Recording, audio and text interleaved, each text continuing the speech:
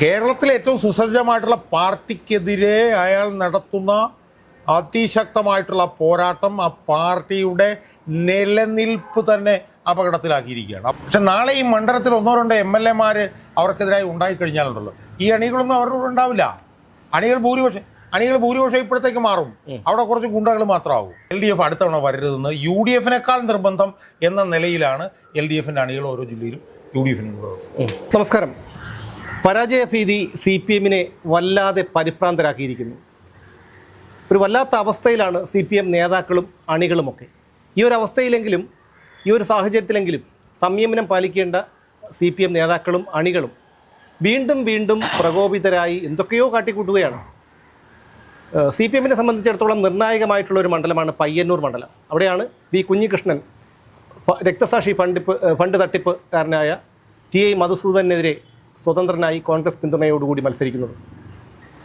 കുഞ്ഞികൃഷ്ണനെതിരെ 5ഓളം പരാതികളാണ് ഇപ്പോൾ കൊടുത്തിട്ടുള്ളത്. അദ്ദേഹത്തെ വല്ലാതെ വേട്ടയാടുന്നുണ്ട്. പരാജയ ഭീതി CPM-നെ വല്ലാതെ പരിഭ്രാന്തരാക്കുന്നുണ്ട് എന്നുള്ളത് സത്യമാണ്.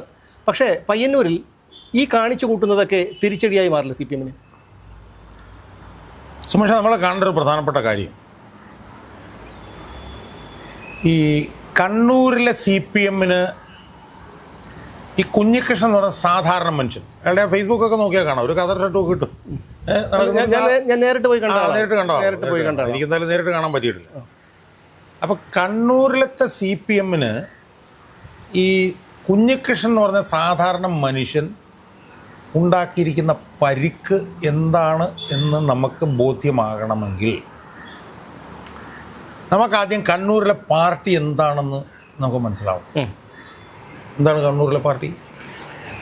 കണ്ണൂരിലെ പാർട്ടി എന്ന് പറഞ്ഞു കഴിഞ്ഞാൽ ഈ പതിറ്റാണ്ടുകളുടെ വിപ്ലവ വേലിയേറ്റങ്ങളിലൂടെ ഉരുത്തിരിഞ്ഞു വന്ന ഒരു പാർട്ടിയാണ് ഈ പാർട്ടി കുറേ പിന്നീട് ജീർണിച്ചു പോയി എന്നുള്ള വേറെ കാര്യം.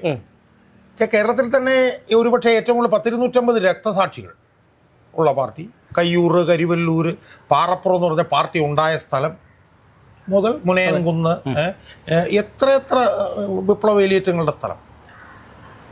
അതിനുശേഷം വന്നു കഴിഞ്ഞാൽ ഈ CPM-ന്റെ അധികായന്മാരായിട്ടുള്ള നേതാക്കന്മാർ AKG, KPR ഗോപാലൻ മുതൽ ഉള്ള നേതാക്കന്മാർ. അപ്പം അങ്ങനെ വിപ്ലവത്തിൻ്റെ തീച്ചൂളയിലൂടെ ഉരുത്തിരിഞ്ഞ് വളർന്ന് വികസിച്ച് വന്ന ഒരു പാർട്ടിയാണ് അടിസ്ഥാനപരമായി കമ്മ്യൂണിസ്റ്റ് പാർട്ടി ഈ കണ്ണൂരിലെ. ആ പാർട്ടി പിന്നീട് ട്രാൻസ്ഫോം ചെയ്ത് എന്തായി? ആ പാർട്ടി പിന്നീട് പിണറായി വിജയൻ്റെയും കോടിയേരി ബാലകൃഷ്ണൻ്റെ ഒക്കെ നിയന്ത്രണത്തിൽ വന്നപ്പോൾ ആ പാർട്ടി കേരളത്തിലെ ഏറ്റവും വലിയ കോർപ്പറേറ്റ് പാർട്ടിയായി മാറി. ഇപ്പം നിങ്ങൾ ആലോചിക്കും, ഇപ്പം റബ്കോ എന്നും പറഞ്ഞിട്ടൊരു സഹകരണ സംഘം, 100 കണക്കിന് കോടി രൂപയുടെ ബിസിനസ് നടത്തുന്ന സഹകരണ സംഘമാണ് റബ്കോ. അത് കണ്ണൂരിലാണുള്ളത്. പിന്നെ വിസ്മയ പാർക്ക്, മനസ്സിലായില്ലേ?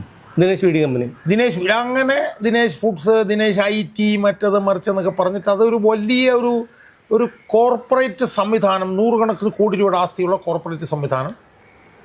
ഒരാളെ കൊല്ലണം തീരുമാനിച്ചാൽ അപ്പം തന്നെ കൊല്ലാൻ കഴിയുന്ന സംവിധാനമുള്ള പാർട്ടി.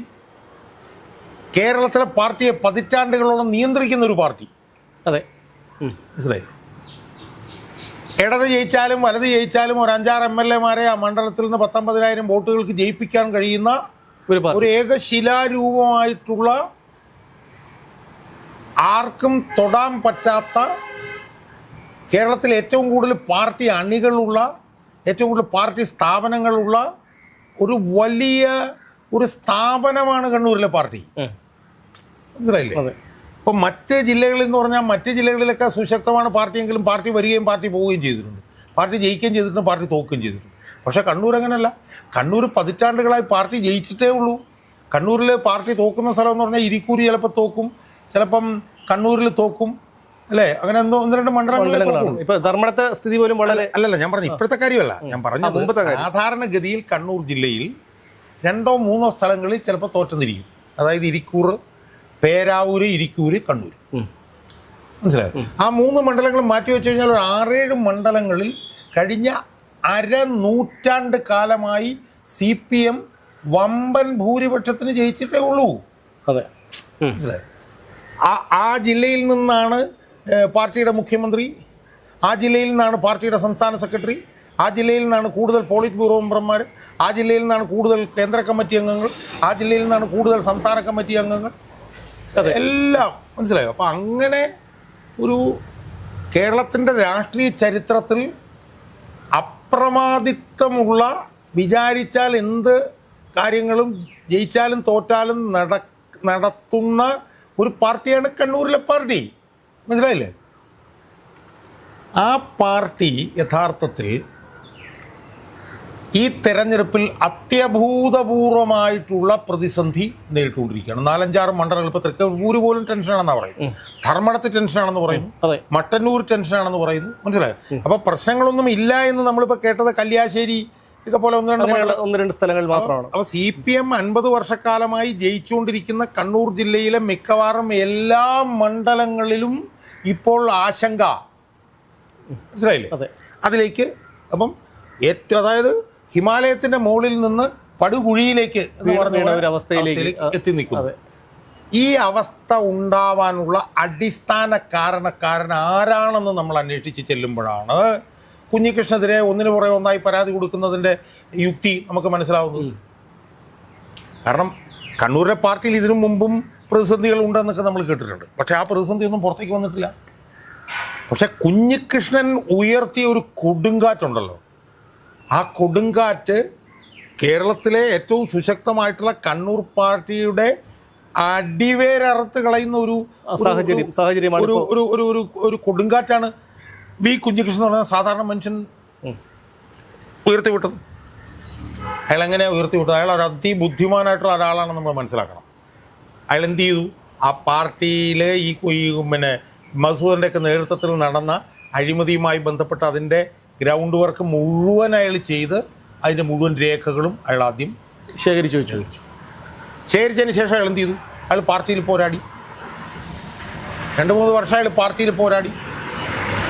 പാർട്ടിയിൽ പോരാടി രക്ഷയില്ല എന്ന് കണ്ടപ്പോൾ അയാൾ പാർട്ടിയോട് ഏറ്റുമുട്ടി അയാൾ പാർട്ടിയിൽ നിന്ന് പുറത്തു വന്നപ്പോൾ അയാൾ എന്ത് ചെയ്തു? ആരോപണത്തിൻ്റെ നിലയിൽ നിർത്താതെ അയാളൊരു പുസ്തകം എഴുതി. അതിനകത്ത് അയാൾ ബ്ലാക്ക് ആൻഡ് വൈറ്റിലെ കണക്കുകൾ മുഴുവൻ കൊണ്ടുവന്ന് ഇവർ കംപ്ലീറ്റ് വിവസ്ത്രരായിപ്പോയി. ഇവർ ഒരു രക്ഷയില്ലാത്ത അവസ്ഥയായിപ്പോയി. എന്നിട്ട് അയാൾ പറഞ്ഞു, ടി ഐ മധുസൂദനൻ തെരഞ്ഞെടുപ്പിന് നിന്നാൽ ഞാൻ മത്സരിക്കും. ടി ഐ മധുസൂദനൻ തെരഞ്ഞെടുപ്പ് നിർത്തിയപ്പോൾ അയാൾ മത്സരിച്ചപ്പോഴും അയാൾ എന്ത് ചെയ്തു? അയാൾ UDF ആയിട്ടൊരു ഡിസ്റ്റൻസ് കീപ്പ് ചെയ്തു. അയാൾ തെരഞ്ഞെടുപ്പ്, നിങ്ങൾ ശ്രദ്ധിച്ചാൽ പൂർണ്ണമായും പാർട്ടിയെ തള്ളിപ്പറയാതെ നിലപാടാണ് കുഞ്ഞികൃഷ്ണൻ സ്വീകരിച്ചിരുന്നത് എന്ന് മാത്രമല്ല, കുഞ്ഞികൃഷ്ണന് പിന്നെ കൺവെൻഷനൊക്കെ അവർ നടത്തി, അവർ പിന്നെ റോഡ് ഷോ ഒക്കെ നടത്തി എന്ന് പറയുമ്പോഴും കുഞ്ഞികൃഷ്ണൻ വോട്ട് ചോദിക്കാൻ പോകുന്നത് കുഞ്ഞികൃഷ്ണൻ ഒറ്റയ്ക്കാണ്. UDFിൻ്റെ ആളുകളോടുകൂടെ അല്ല വോട്ട് ചോദിക്കാൻ പോകുന്നത്. മനസ്സിലായോ? എന്നിട്ട് കുഞ്ഞികൃഷ്ണൻ ചെയ്തു, കഴിഞ്ഞ ദിവസം ഈ ടി ഐ മധുസൂദനൊക്കെ കൂടെ നടത്തിയിട്ടുള്ള അഴിമതികളുടെ രേഖകൾ അയാൾ പുറത്തു കൊണ്ടുവന്നു. മനസ്സിലായില്ലേ? അപ്പോൾ കേരളത്തിലെ ഏറ്റവും സുസജ്ജമായിട്ടുള്ള പാർട്ടിക്കെതിരെ അയാൾ നടത്തുന്ന അതിശക്തമായിട്ടുള്ള പോരാട്ടം ആ പാർട്ടിയുടെ നിലനിൽപ്പ് തന്നെ അപകടത്തിലാക്കിയിരിക്കുന്നത് ഇവിടുത്തെ പാർട്ടിയുടെ കണ്ണൂരിലെ, അതായത് പാർട്ടിയുടെ അടിത്തറയായ കണ്ണൂരാണ്.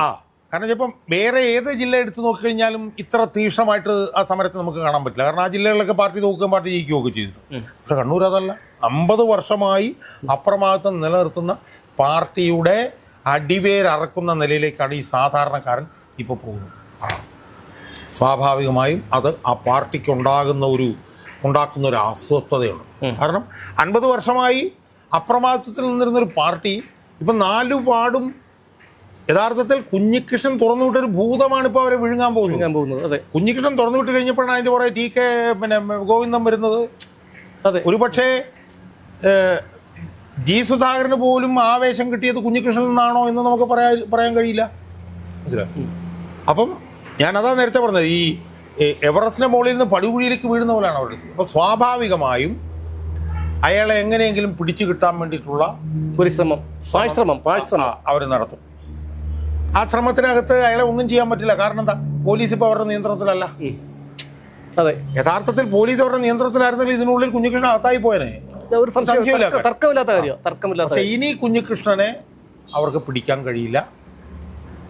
കാരണം കണ്ണൂർ ജില്ലയിൽ നമ്മൾ മനസ്സിലാക്കിയെടുത്തോളം അണികൾ നേതൃത്വത്തെ തിരുത്തിക്കൊണ്ടിരിക്കുകയാണ്. കണ്ണൂർ ജില്ലയിലെ തെരഞ്ഞെടുപ്പ് റിസൾട്ട് കൂടെ വന്നു കഴിഞ്ഞാൽ നാളെ കുഞ്ഞികൃഷ്ണനും TK ഗോവിന്ദനും കണ്ണൂരിലെ പാർട്ടിയായി മാറുമോ എന്ന് നമുക്ക് പറയാൻ പറ്റില്ല. ചിലപ്പോൾ കണ്ണൂരത്തെ പാർട്ടി ചിലപ്പം ഇവരുടെ നേതൃത്വത്തിലേക്ക് വന്നിരിക്കും. കാരണം അണികൾ മുഴുവൻ അവരുടെ കൂടെയാണ്. പക്ഷേ ഇപ്പോൾ ഈ ഒരു തോൽവി ഭയം കൊണ്ടാണെങ്കിലും ഇവർ ഈ പരാതികൾ നിരന്തരം കൊടുത്ത് ഇപ്പോൾ കുഞ്ഞികൃഷ്ണനെ ബുദ്ധിമുട്ടിക്കാൻ നോക്കുന്നു. പക്ഷേ ഇനി ഒരു പക്ഷേ അവിടെ TI മധുസൂദനൻ തോൽക്കുകയും കുഞ്ഞികൃഷ്ണൻ ജയിക്കുകയും ചെയ്ത ഒരു സാഹചര്യം ഉണ്ടായാൽ എങ്ങനെയായിരിക്കും അടുത്ത ഒരു പാർട്ടിയുടെ ഒരു ഇത്? കാരണം കുഞ്ഞികൃഷ്ണനെ അവിടെ പ്രവർത്തിക്കാൻ ഉള്ള ഒരു അനുവാദം അതൊക്കെ ഈ പാർട്ടിയെ സംബന്ധിച്ചിടത്തോളം ഒരു പാർട്ടിയല്ല. കാരണം ഒരു ഗുണ്ടാ സംഘമായിട്ട് അധപതിച്ചിരിക്കുന്ന ഈ പാർട്ടിയിൽ ഈ കണ്ണൂരൊക്കെ ഇപ്പോൾ ആ രീതിയിലുള്ള പ്രവർത്തനമാണ് നടന്നുകൊണ്ടിരിക്കുന്നത്. അല്ല, ഞാൻ പറഞ്ഞത് അത് ഇയാൾ ജയിച്ചു കഴിഞ്ഞാൽ പിന്നെ ചിത്രം മാറും. മനസ്സിലായില്ലേ? ജയിച്ചു കഴിഞ്ഞാൽ കാരണം എന്തൊക്കെ പറഞ്ഞാലും ഈ അണികളാണല്ലോ ഇതിൻ്റെ ശക്തി. അതെ, ജയിച്ചു കഴിഞ്ഞാൽ അതിൻ്റെ അർത്ഥം എന്താണ്? കൂടുതൽ അണികൾ കുഞ്ഞികൃഷ്ണ കൂടെയാണെന്നുള്ളതാണ്. അല്ല, ഈ സാധാരണക്കാരായ അണികൾ കുഞ്ഞികൃഷ്ണനോടൊപ്പമാണ്, അവർ നിഷ്പക്ഷരെ നിൽക്കുന്നവരാണ്. പക്ഷേ TI മധുസൂദനെയും സന്തോഷിനെയും പോലെയുള്ളവരോടൊപ്പം നിൽക്കുന്നത് ഗുണ്ടാ പശ്ചാത്തലമുള്ളവരാണ്. അല്ലല്ല, അതിനകത്ത് പ്രശ്നം എന്താണെന്ന് ചോദിച്ചാൽ അവരെ അണികളായി നമുക്ക് അങ്ങനെയല്ല. അതായത് ഈ തെരഞ്ഞെടുപ്പിന് മുമ്പും തെരഞ്ഞെടുപ്പിന് ശേഷമുള്ള സ്ഥിതി വ്യത്യസ്തമാണ്. ഇപ്പം ശക്തി മുഴുവൻ അവരുടെ കൂടെയാണ്, ജയം അവരുടെ കൂടെയാണ്, MLA മാർ അവരുടെ കൂടെയാണ്. പക്ഷെ നാളെ ഈ മണ്ഡലത്തിൽ 1-2 MLA മാർ അവർക്കെതിരായി ഉണ്ടായിക്കഴിഞ്ഞാലുണ്ടല്ലോ, ഈ അണികളൊന്നും അവരുടെ കൂടെ ഉണ്ടാവില്ല. അണികൾ ഭൂരിപക്ഷം ഇപ്പോഴത്തേക്ക് മാറും. അവിടെ കുറച്ച് ഗുണ്ടകൾ മാത്രമാവും. ഇപ്പോൾ എന്ന് പറഞ്ഞു കഴിഞ്ഞാൽ എന്താണ് സംഭവിക്കുന്നത് അറിയില്ല. പക്ഷേ ഇപ്പോഴത്തെ ഒരു ചിത്രം അനുസരിച്ച് ബഹുഭൂരിപക്ഷം അണികളും തെരഞ്ഞെടുപ്പിൽ ഈ നേതൃത്വത്തിനെതിരായി അവരവരുടെ മണ്ഡലങ്ങളിൽ വോട്ട് കുത്താനുള്ള സാധ്യത വളരെ വലുതാണ്. അതായത് ഒരു ജീവൻ മരണ പോരാട്ടമാണ് ഈ പറയുന്ന കേസുകളിലൊക്കെ കൊടുത്ത് അല്ല, ഞാൻ പറഞ്ഞു വരുന്നത് തെരഞ്ഞെടുപ്പ് കഴിയുകയും കുഞ്ഞികൃഷ്ണൻ ശരിയെന്ന് തീരുമാനിക്കപ്പെടുകയും ചെയ്താൽ പിന്നെ കുഞ്ഞികൃഷ്ണനാണ് അവിടുത്തെ ശക്തി, പിന്നെ കുഞ്ഞികൃഷ്ണനാണ് അവിടുത്തെ പാർട്ടി. കുഞ്ഞികൃഷ്ണൻ MLA ആയി കഴിഞ്ഞാൽ പിന്നെ കുഞ്ഞികൃഷ്ണനെ തൊടാൻ ഇവർക്ക് കഴിയില്ല. മനസ്സിലായില്ലേ? കുഞ്ഞികൃഷ്ണൻ MLA ആകുമ്പോഴത്തേക്കും കുഞ്ഞികൃഷ്ണൻ MLA ആയി നിൽക്കുന്ന സംവിധാനം അവിടുത്തെ ഭരണകക്ഷിയായിട്ട് വരാൻ പോണം. അപ്പം ഒന്നും ചെയ്യാൻ പറ്റില്ല. അപ്പോൾ ഇത് കണ്ണൂർ പാർട്ടിയെ സംബന്ധിച്ചിടത്തോളം അവരുടെ അതിജീവനത്തിൻ്റെ പ്രശ്നമായിട്ട് ഒരു ഇത് മാറിയിരിക്കുകയാണ്. ഇപ്പോൾ കുഞ്ഞികൃഷ്ണൻ മാത്രമല്ല, TK ഗോവിന്ദനെതിരായിട്ട് ഈ പ്രശ്നമുണ്ട്. സുധാകരൻ്റെ ഡ്രൈവർക്ക് വധഭീഷണി വന്നിട്ടുണ്ട്. ഇതെല്ലാം കാണിക്കുന്നത് ഇവർ വലിയ തോതിലുള്ള ആശങ്കയിലാണ്. ഇവർക്ക് മനസ്സിലായില്ലേ? ആ ആശങ്ക എന്ന് പറയുന്നത് ആശങ്ക ഉരുത്തിരിയുന്നത് പരാജയ ഭീതിയിൽ നിന്നാണ്. ഇതിൻ്റെ ഇപ്പോഴത്തെ ഇപ്പം നമ്മൾ ധർമ്മടത്ത് പോലും പിണറായി വിജയന് ടെൻഷനാണെന്നാണ് ഇപ്പോൾ കേൾക്കുന്നത്. അവിടെ അബ്ദുൾ റഷീദ് എന്ന് പറയുന്ന ചെറുക്കൻ അവിടെ വലിയ തോതിലുള്ള ഓളം സൃഷ്ടിച്ചുകൊണ്ടിരിക്കുകയാണെന്നാണ് നമ്മളിപ്പോൾ കേൾക്കുന്നത്. അയാൾ ചെറിയ പയ്യനല്ല. അയാൾ കഴിഞ്ഞ 2021 തെരഞ്ഞെടുപ്പിൽ പിന്നെ തളിപ്പറമ്പിൽ ഗോവിന്ദന്റെ ഭൂരിപക്ഷം പകുതിയായി കുറച്ചാണ്, 40,000 20,000 ഒക്കെ കുറച്ച ആളാണ് അബ്ദുൾ റഷീദ്. അയാൾ അവിടെ വലിയ ചലനം സൃഷ്ടിച്ചുകൊണ്ടിരിക്കുകയാണ്. ചിലപ്പോൾ 5,000 10,000 10,000 ഒക്കെയാണ് പിണറായി ജയിക്കുന്നതെങ്കിൽ പിണറായി തോറ്റതിന് തുല്യമാണത്. മനസ്സിലായി? അപ്പം അതുകൊണ്ട് കേരളത്തിലെ കമ്മ്യൂണിസ്റ്റ് രാഷ്ട്രീയം വലിയൊരു മാറ്റത്തിനിപ്പം വിധേയമായിക്കൊണ്ടിരിക്കുകയാണ്. ഈ തെരഞ്ഞെടുപ്പ് ഒരു പക്ഷേ കമ്മ്യൂണിസ്റ്റ് പാർട്ടി CPM നേരിട്ടിട്ടുള്ള ഏറ്റവും വലിയ പ്രതിസന്ധി ആയിരിക്കാം ഒരുപക്ഷെ ഈ തെരഞ്ഞെടുപ്പ്. ഈ തെരഞ്ഞെടുപ്പിൻ്റെ ഏറ്റവും പ്രധാനപ്പെട്ട പ്രത്യേകത എന്ന് പറയുന്നത്, ഞാനത് വേറൊരു വീഡിയോയിലും പറഞ്ഞു, LDFൻ്റെ അണികളാണ് UDFന് വേണ്ടി പ്രവർത്തിച്ചുകൊണ്ടിരിക്കുന്നത്. LDFൻ്റെ അണികൾക്കാണ് പിന്നെ LDF അടുത്തവണ വരരുതെന്ന് UDFനേക്കാൾ നിർബന്ധം എന്ന നിലയിലാണ് LDFൻ്റെ അണികൾ ഓരോ ജില്ലയിലും UDFന് വേണ്ടി പ്രവർത്തിക്കുന്നത്. ശരിക്കും UDFന് വേണ്ടി LDFൻ്റെ അണികൾ പ്രവർത്തിക്കുന്നതാണ് യഥാർത്ഥ പാർട്ടി പ്രവർത്തനം എന്നവർ വിശ്വസിക്കുന്നു. കാരണം അടുത്ത തവണ UDFനെ അധികാരത്തിൽ കൊണ്ടുവന്നാൽ മാത്രമേ 5 വർഷം കഴിഞ്ഞെങ്കിലും ഈ പാർട്ടിയെ തിരിച്ചു കിട്ടൂ എന്നുള്ളതാണ് അവരുടെ ബോധ്യം. അതുകൊണ്ട് ഇപ്പോഴത്തെ പാർട്ടി പ്രവർത്തനം എന്ന് പറഞ്ഞാൽ UDFനെ അധികാരത്തിൽ കൊണ്ടുവരിക, പിണറായിയെ ചവിട്ടി പുറത്താക്കുക എന്നുള്ള തിരിച്ചറിവ് LDF അണികൾക്കുണ്ടായി കഴിഞ്ഞിരിക്കുന്നു. ഈ തെരഞ്ഞെടുപ്പിൽ ഇപ്പം ഒരു മത്സരം പോലും ഇല്ല എന്നാണ് ഞാൻ പറയുന്നത്. ഈ തെരഞ്ഞെടുപ്പിൽ LDF കളത്തിൽ നിന്ന് പുറത്താക്കി കഴിഞ്ഞിരിക്കുന്നു. ഉദാഹരണത്തിന് നമ്മൾ ആലോചിച്ച് നോക്കൂ, ഒരു തെരഞ്ഞെടുപ്പ് വരുമ്പോഴത്തേക്ക് തെരഞ്ഞെടുപ്പിലെ ഏറ്റവും പ്രധാനപ്പെട്ട പോരാളി എന്ന് പറഞ്ഞാൽ പാർട്ടി സംസ്ഥാന സെക്രട്ടറിയാണ്. അയാളോട് പത്രസമ്മേളനം പോലും നടത്തണ്ടെന്ന് പറഞ്ഞിരിക്കുന്നു. 2 ആഴ്ച കാലമായിട്ട് അയാളുടെ പത്രസമ്മേളനം. അപ്പം യഥാർത്ഥത്തിൽ ഈ തെരഞ്ഞെടുപ്പിൽ UDFൻ്റെ വിജയം നടന്നു കഴിഞ്ഞു എന്നാണ് ഞാൻ പറയുന്നത്. ഒരു മത്സരമെന്ന് പോലും നമുക്കിപ്പോൾ പറയാൻ കഴിയാത്ത നിലയിലേക്ക് കാര്യങ്ങൾ പോയിരിക്കുന്നു. CPM വല്ലാതെ ഈ തെരഞ്ഞെടുപ്പ് കഴിയുമ്പോഴത്തേക്ക് ചുരുങ്ങും. ആ ചുരുങ്ങുന്നത് UDFൻ്റെ പ്രചരണം കൊണ്ടൊന്നുമല്ല, LDFൻ്റെ അണികൾ CPMന് ഒരു പാഠം പഠിപ്പിക്കാൻ വേണ്ടിയിട്ട് തീരുമാനിച്ചത് കൊണ്ടാണ് എന്നുള്ള തിരിച്ചറിവാണ് UDFനും CPMകാർക്കും ഉണ്ടാവേണ്ടത് എന്ന് എനിക്ക് തോന്നുന്നു. പക്ഷേ ഇത് പറഞ്ഞു പോകുമ്പോൾ ഒരു കാര്യം കൂടി പറയാതിരിക്കാൻ വയ്യ. കാരണം എന്ന് വെച്ച് കഴിഞ്ഞാൽ എം സ്വരാജ് എന്ന് പറയുന്ന ഒരു നേതാവ് ഇന്നലെ മാധ്യമപ്രവർത്തകരുടെ ചോദ്യങ്ങൾക്ക് പറഞ്ഞത് കള്ളന്മാരുടെ ചോദ്യങ്ങൾക്ക് ഉത്തരം പറയേണ്ട ആവശ്യമില്ല. അതായത് കള്ളൻ എന്ന് പറയുമ്പോൾ വി കുഞ്ഞികൃഷ്ണനാണ്. VS അച്യുതാനന്ദനെ പോലെയുള്ള ഒരു ആരാധ്യനായ നേതാവിനെ, ഒരു കമ്മ്യൂണിസ്റ്റുകാരനെ വളരെ നികൃഷ്ടമായ ഭാഷയിൽ, അത് ഉച്ചരിക്കാൻ ഞാൻ ഇഷ്ടപ്പെടുന്നില്ല, ഒരു അധിക്ഷേപിച്ച ഒരാളാണ് ഈ പറയുന്ന എം സ്വരാജ്. ആ സ്വരാജിൻ്റെ ഒരു പ്രസ്താവനയെക്കുറിച്ച് താങ്കൾ VSനോടൊപ്പം ഉണ്ടായിരുന്ന ആളാണ്. അതായത് ഈ സ്വരാജ് എന്നൊക്കെ പറഞ്ഞവൻ്റെയൊക്കെ ധാർഷ്ട്യം ഞാൻ പറഞ്ഞില്ല, ഇതെല്ലാം മെയ് 4 വരെ പോകും. മെയ് 4 ഇതെല്ലാം തീരും. മെയ് 4 പാർട്ടി അണികൾ ഈ സ്വരാജിന് ഉൾപ്പെടെ കർണക്കുറ്റിക്കിട്ട് അടി കൊടുക്കും. ഇപ്പോൾ പാർട്ടി അണികൾക്കറിയാം സ്വരാജ് ആരാണെന്നും അവൻ ആരോടെന്തൊക്കെ പറഞ്ഞിട്ടുണ്ടെന്നും അവനിപ്പോൾ എന്തൊക്കെയാണ് പറയുന്നതെന്നും പിന്നെ പാർട്ടി അണികൾക്കെല്ലാം അറിയാം. അവർ സ്വരാജിനും കൂടിയുള്ള മറുപടി അവർ ഏപ്രിൽ 9 കൊടുക്കും. അത് മെയ് 4 പുറത്തു വരും. അതുകൊണ്ട് മെയ് 4 എന്ന് പറയുന്ന ഒരു ചരിത്ര ദിവസമായിരിക്കും. അന്ന് ഇവന്മാരുടെ എല്ലാം താൻ പ്രമാണിത്വത്തിനും അഹങ്കാരത്തിനും, പിണറായിയുടെ താൻ പ്രമാണിത്വത്തിനും മാത്രമല്ല, ഗോവിന്ദൻ്റെ താൻ പ്രമാണിത്വത്തിനും പിന്നെ സ്വരാജിൻ്റെ താൻ പ്രമാണിത്വത്തിനും എല്ലാം കൂടെ ചേർന്ന് കിട്ടാൻ പോകുന്ന മസ്തകത്തിലുള്ള ഒരു അവസാനത്തെ അടിയായിരിക്കും ഏപ്രിൽ 9 ജനം കൊടുക്കുക എന്നുള്ള കാര്യത്തിൽ ഒരു തർക്കവും വേണം. തീർച്ചയായിട്ടും ഈ മെയ് 4 എന്ന് പറയുന്ന ദിവസം വളരെ നിർണായകം തന്നെയായിരിക്കും. കാരണം കമ്മ്യൂണിസ്റ്റ് പാർട്ടിയുടെ ശവപ്പെട്ടിയിലെ അവസാനത്തെ ആണി അടിക്കുന്ന ഒരു ദിവസം ആണ് അന്ന്. പക്ഷേ ഈ കുഞ്ഞികൃഷ്ണനെ പോലെയുള്ള ഈ ഒരു സാധാരണക്കാരനായ മനുഷ്യൻ വന്ന് തെളിവുകൾ നിരത്തി പറഞ്ഞിട്ട് പോലും അയാളെ ചേർത്ത് പിടിച്ചിരുന്നെങ്കിൽ ഈ VI മധുസൂദനെതിരെ നടപടിയെടുക്കാൻ കഴിയില്ലെങ്കിൽ അയാൾ പല കാര്യങ്ങളും വിളിച്ച് പുറത്ത് പറയും. എങ്കിൽ പോലും ഒരു നടപടി എടുത്തിരുന്നെങ്കിൽ പാർട്ടിക്ക് കണ്ണൂരിൽ ഇത്രയധികം ഒരു വീഴ്ച സംഭവിക്കുമായിരുന്നില്ല. എന്തായാലും മെയ് 4 വരെ നമുക്ക് കാത്തിരിക്കാം എന്താണ് സംഭവിക്കുന്നത്.